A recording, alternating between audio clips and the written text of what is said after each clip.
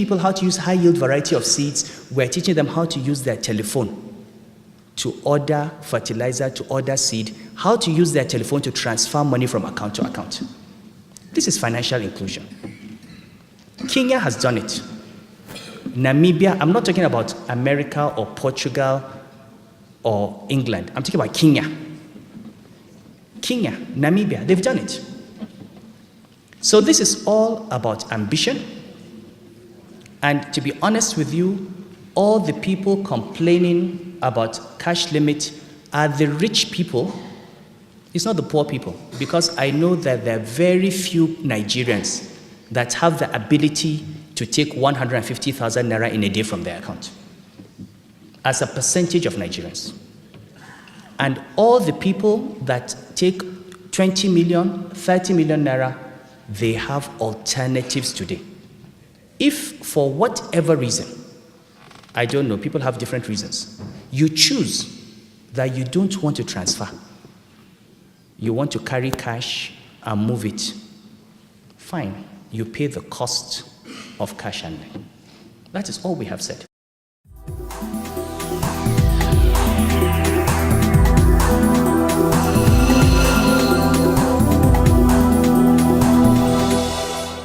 The final thing on this, I would say two things. Nigeria has risked being blacklisted several times for money laundering. And one of the major drivers of money laundering operations is high level of cash transactions that cannot be traced. This National Assembly passed a law in 2004, the Money Laundering Act. In that law, it is illegal to have a cash transaction in excess of 500,000 naira outside the banking industry. It is illegal. It is not being enforced. Why? How can you enforce it when you can go to a bank and take 20 million naira free? How can you enforce a limit of 500,000 naira on cash transactions? How do you get people into the banking system if they don't need the banks? How do you trace transactions? So as we try to improve the image of this country and move into standards that are acceptable internationally and build our reputation, we have to have regulations that check. And it's not just Naira. You have a situation today in Nigeria where a secondary school is asking people to pay school fees in dollars. Where you go to rent a house and the landlord is saying, pay me in dollars. In Nigeria, we have to stop importation of dollars. We cannot be promoting within Nigeria the circulation of a foreign country's currency. And we will come out with it. If you want, you can have an exchange rate. Every time the exchange rate moves, you increase your rent. That is your decision. But if you live in Nigeria, and I don't care where you're from, you accept payments in Naira. Because that is the currency of this country. Now, these things are part of a comprehensive reform of payment system. They are controversial. We will continue to explain, but I do hope that this clarifies what this policy is. And we said we'll start with pilots, because somebody called me and said, oh, he's protesting on behalf of Fulani cattle rearers. I said, I'm Fulani. I have not seen any nomads in Lagos. I have not seen nomads in Kano. I have not seen them in Aba. I have not seen them in Abuja. We said we're doing pilot. We've worked with the government of Lagos State. His Excellency Governor Fashola has given us total support. We have a committee involving central bank. We have the banks. We have mobile companies. We have POS providers. Okay? We have everybody in the value chain for transforming the payment system. And we have no doubt that if you go to Lagos in January 2012, you will see a difference. And we'll get to a point where if you're driving from Abuja to Lagos, you carry your card. You don't even think twice. You go to a petrol station, use your card to buy petrol. Go into the supermarket to buy food. Go to a pharmacy to buy drugs, as happens everywhere else in the world.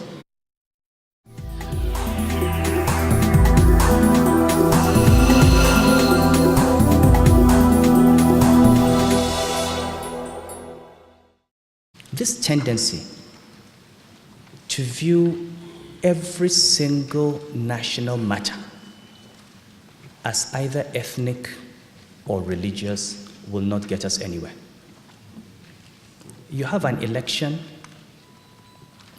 and the concern is not about power or infrastructure or education. It is about whether the president comes from the north or the south of the Niger. This is not how we should run a country, and I think for those of us who are opinion shapers and who are leaders in society, we must recognize that everything that happens, has to start somewhere. And I think it's important that we understand what is the rationale, what is the basis, and how does it affect the country as a whole.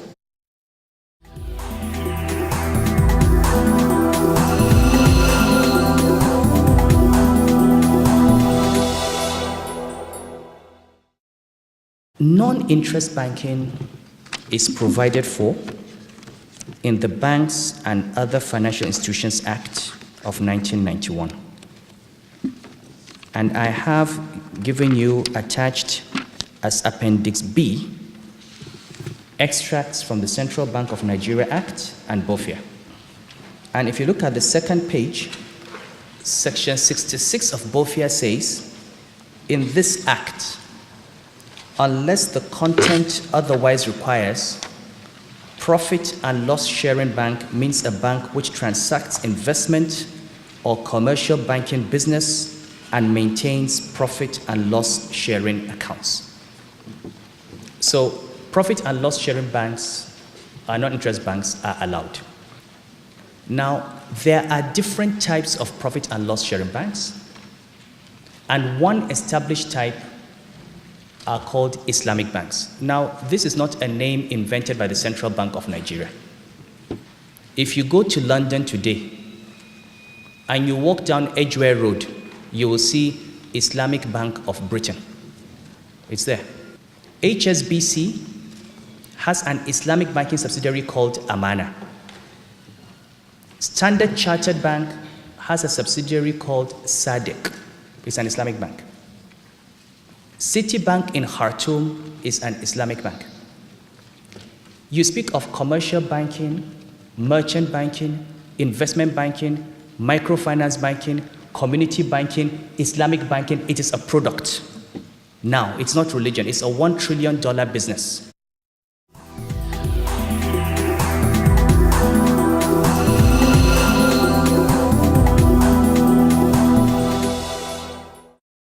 If a profit and loss bank engages in the business of financing breweries, it is not an Islamic bank. So in addition to banning interest, there are certain ethical principles, certain products that the bank does not deal in. Islamic bank does not finance breweries, it does not finance casinos, it does not do pornography or prostitution, and it does not engage in speculative transactions like options and futures. That is all. It has nothing to do with mosque, nothing to do with law. It is just a bank that does not accept interest, does not finance alcohol, does not finance gambling, does not finance pornography, and does not take part in excessive speculation. That is the definition of the product. Now, in 1991, when BOFIA was amended, the central bank started receiving applications from parties that wanted to set up non-interest banks. Between 91 and 93, we received applications from two banks, Al-Barka Bank and Al-Aqida Bank. I repeat that this name is Al-Aqida because the last time I said Al-Aqida, Channel said I said the terrorist group Al-Qaeda. The name is Al-Aqida, and Al-Qaeda, to the best of my knowledge, did not exist and never applied. For some reasons, they didn't meet the terms of a license. In the 1990s, Habib Bank applied and got approval of the central bank to set up an Islamic banking window. In 2004, Jaiz International Bank applied to set up a non-interest bank based on Islamic banking principles. Now, as we go through these appendices, may I remind the House, I became governor of the central bank on 1st June 2009. So anything that happened before June 2009 happened before I came to the central bank.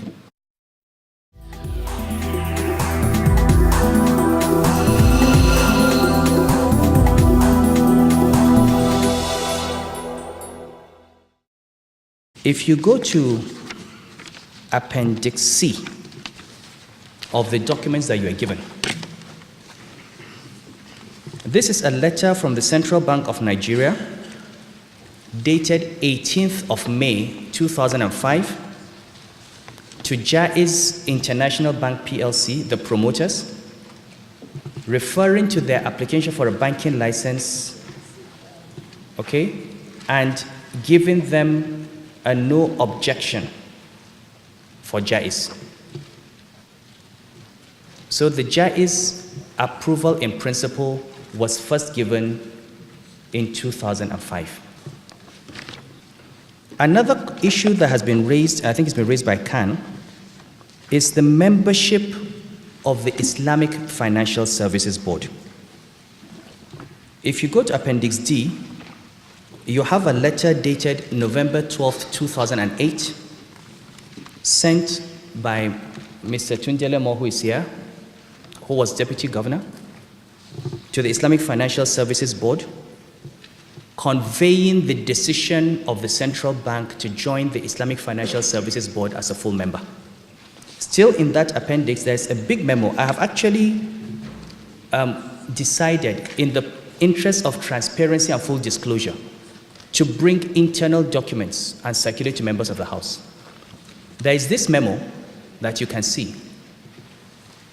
It's an internal memo done to Governor Charles Soludo, asking for approval for Nigeria Central Bank to join Islamic Financial Services Board as a full member.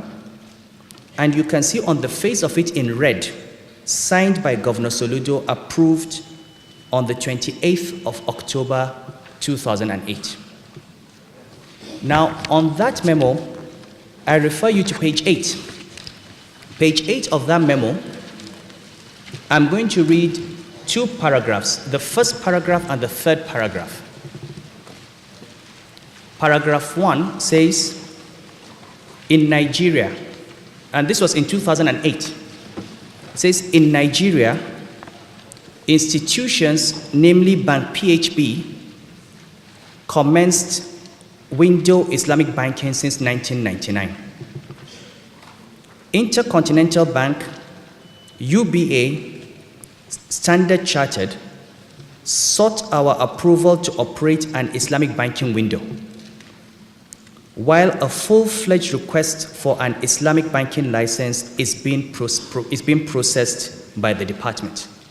The third paragraph says, presently, the department has constituted a committee to develop the supervisory and regulatory framework for the operations of Islamic banking in Nigeria in line with best practice.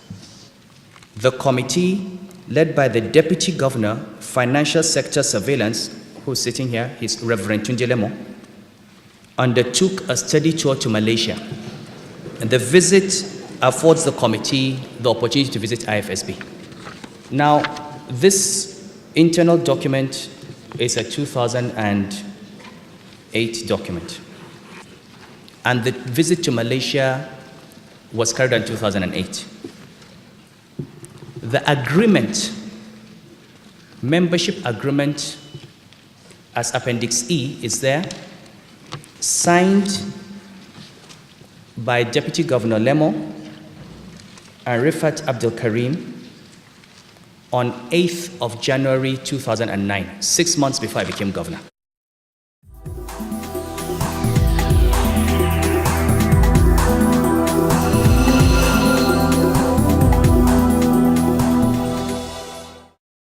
Members will note I'm trying in this presentation to anticipate some of the objections and basically give the information. The guidelines for Islamic banking, or the guidelines for non-interest banking, I refer members to Appendix J. Appendix J is a notice of meeting of the Financial System Stability Committee of the Central Bank of Nigeria. The second page there gives you the members of the committee, chaired by Governor Soludo. We have Ernest Abi, who is no longer with us. We have Sarah Alade, Tundele Mo, Suleiman Baro. The three of them are in this hall, who sat in that meeting on 23rd February 2009. I have photocopied the relevant page, which is page 7. And that page, the very last thing before closing, memo on proposed framework for the regulation and supervision of non-interest banks in Nigeria. The meeting considered the paper as read and approved it accordingly. January 2009. Now, what is this paper that was approved? That is the paper you have as Appendix F, the draft framework for regulation and supervision of non-interest banks in Nigeria. Now, this was the framework released, and I keep repeating, ladies and gentlemen, this framework was released before I became governor, before I was appointed governor. And I will read from the introduction. A non-interest bank means a bank which transacts banking business, engages in trading, investments, and commercial activities, as well as the provision of financial products and services in accordance with the principles and rules of Islamic commercial jurisprudence. Transactions and contracts under this type of banking are non-permissible if they involve interest, uncertainty, gambling, speculation, unjust enrichment, or exploitation and unfair trade practices. And then you've got the rest of the document. Now, this definition was a very controversial definition. This guideline was issued in March 2009. We left it out there for comments from stakeholders for 8 months. Based on the comments of stakeholders, the guidelines were updated and released in January 2011. But a number of things remained that caused concern in the public domain. And I directed a number of amendments to these guidelines.